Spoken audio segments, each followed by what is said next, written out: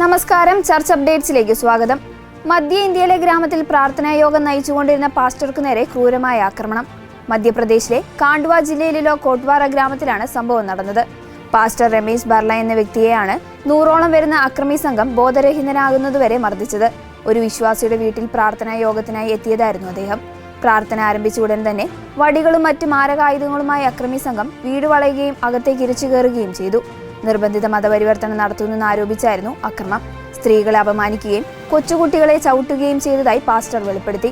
പാസ്റ്ററെ വീടിന് പുറത്തേക്ക് വലിച്ചഴിച്ചു കൊണ്ടുപോകാൻ ശ്രമിച്ചെങ്കിലും വിശ്വാസികൾ അത് തടഞ്ഞു.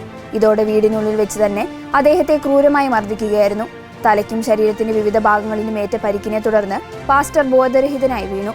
മരിച്ചുവെന്ന് കരുതിയാണ് അക്രമി സംഘം സ്ഥലം വിട്ടത്. പിന്നീട് വിവരമറിഞ്ഞെത്തിയ പോലീസാണ് അദ്ദേഹത്തെയും പരിക്കേറ്റ മറ്റ് വിശ്വാസികളെയും ആശുപത്രിയിൽ എത്തിച്ചത്.